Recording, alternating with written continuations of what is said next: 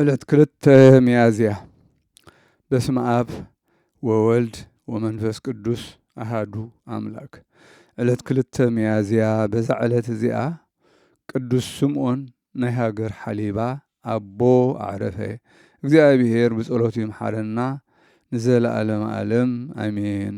ሰላም ለስምዖን ጸወነ ሰብአ ወህዝባ ለብሔር ሃሊባ ረድኤተ ዝንቱ ጻድቅ በሰዓተ ምንዳቤ ወአጸባ ትትከደን ነፍስየ አመደው የእርቃር ረከባ ከመላህየ ብርሃን ጽዱል ለገጹ ገልበባ።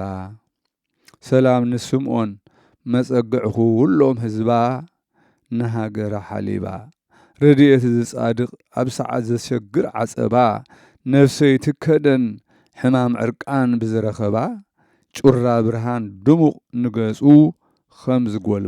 ከምዘጎልበባ።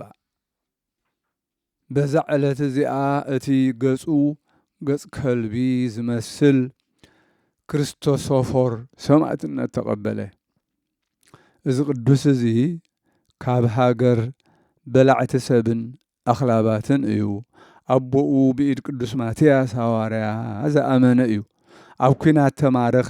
ምስ ማረኽዎ እቲ ቋንቋኦም ኣይፈልጦን ነበረ። ናብ እግዚኣብሔር ለመነ። ምስጋና ንዑ ይኹን። ምስ ለመነ ከዓ ኣፉ ተኸፍተ እሞ ብቋንቋ ናይቶም ዝማረኽዎ ተዛረበ። ነቶም ንክርስቲያን ዘሸግርዎም ዝነበሩ ገሰጾም። ናይቲ ከተማ ገዛእ ዓብዪ መቕፃዕቲ ቀጽዖ ሳቀዮ። እዚ ቅዱስ ከዓ ናይ ጎይታ ኢየሱስ ክርስቶስ ትእዛዝ እንተዘይኮይኑ ከተዓግሱኒ ስቕ ከተብሉኒ ንሓይለይ ክትሕዝዎ ኣይትኽእሉን ኢኹም። ንስኻን ሰራዊትካን ካባይ ክትድሕኑ ኣይምኽኣልኩምን በሎ። እቲ ገዛእ ብዛዕባኡ ናብ ንጉስ ለኣኸ። ብዛዕባኡ ዝኾነ ኩሉ ከዓ ነገሮ። ንጉስ ከዓ ንዕኡ ናብኡ ንኽልእ ከሉ 200 ወተሃደራት ለኣኸሉ። ንሱ ከዓ እቲ ቅዱስ ብዘይገለ ጸገም ብፍቓዱ ምስኦም ከደ። ክኸዱ ከለዉ ኣብ ኢዱ በትሪ ነበረቶ። ጸለየ እሞ እታ በትሪ ከዓ ሽዑ ጠጢዓ ጨብጪባ ቆጽሊ ውፂኣ ዓንበበት። ዝብላዕ እንጌራ ምስኣኑ ናብ እግዚአብሔር ለመነ። ኣብኣቶም ከዓ ብዙሕ እንጌራ ተረኽበ። በዚ ከዓ ኣጸቢቖም ተደነቑ። ብጎይታና ኢየሱስ ክርስቶስ ከዓ ኣመኑ። ምስጋና ንዑ ይኹን። ኣብ ሃገር አንጾኪያ በጽሑ ብኢድ አባ ጳውሎስ ናይ አንጾኪያ ሊቀ ጳጳሳት ከዓ ጥምቀተ ክርስትና ተጠምቁ። ኣብ ንጉስ ምስ በጽሑ ከዓ ንጉስ ዳኬዎስ ከፍርሆሞ ሓሳባቱ ከለውጦ ደለየ። እንተኾነ ካብ እምነቱ ክልውጦ ኣይከኣለን። መሊሱ ድማ መልክዕን ኣዝየን ጽቡቓት ዝኾና 2 ኣመናዝራ ኣንስትና ውሰደደን። እዚ ንጉስ ንሳተን ብሓጢኣት ምስአን ከውድቓኦ ይኽእላ እየን ኢሉ ሓሲቡ ነበረ። ንሱ ግና እዚ ቅዱስ ገሰጸን መሃረን እሞ ብጎይታና ኢየሱስ ክርስቶስ ኣመና። ምስጋና ንዑ ይኹን። ብኢዱ ተነስሐን ሰማዕታት ኮና። ከምኡ ድማ እቶም 200 ወተሃደራት ኣብ ቅድሚ ንጉስ ብህያው ጎይታና ኢየሱስ ክርስቶስ ተኣመኑ። ንሱ ከዓ ራእሶም ብሰይፊ ቆርጽዎም ኣዘዘ። ተሰይፎም ኣክሊል ሰማዕትነት ናይ መንግሥተ ሰማያት ተቐበሉ።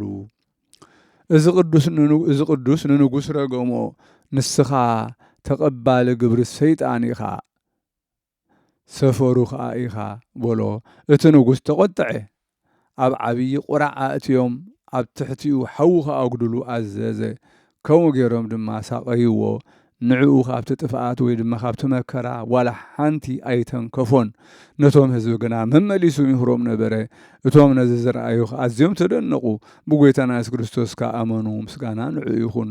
ናብታ ዘእተውዎ ቁራዕ ንኸውፅእዎ ኢሎም ቀረቡ እሞ ንጉስ ከዓ ኣራእሶም ብሰይፊ ክቆርጽዎም ኣዘዘ። ተሰይፎም ድማ ኣክሊል ሰማዕትነት ተቐበሉ። መሊሱ እዚ ንጉስ ንቅዱስ ክርስቶፎሮስ ኣብ ክሳዱ ዓብዪ እምኒ ሰቒሎም ኣብ ጉድጓድ ክድርብይዎ ኣዘዘ። ከምኡ ድማ ገበሩ። መልኣክ እግዚኣብሔር ከዓ ካብቲ ጉድጓድ ብጥዑዩ ብዘይገለ ጉድለት ኣውፅኦ። ብምስቃዩ ምስ ደኸመ ርእሱ ብሰይፊ ክቆርጽዎ ኣዘዘ። ተሰይፉ ድማ ኣብ መንግሥተ ሰማያት ናይ ሰማዕትነት ኣክሊል ተቐበለ። እግዚአብሔር ብጸሎቱ ይምሓረና ዘለዓለም ዓለም አሜን። ሰላም ለክርስቶፎሮስ ዘተፄወወ በጸብእ በውስተ ሃገሩ ዝኣምነ በትምህርተ ማትያስ ረድእ በህየተ ሰቅለ በእንተ ክርስቶስ እግዚእ ወሰላም ለእለ ሞቱ ምስሌሁ በስን ክልኤቲ አንስት ወአማአት ሰብእ።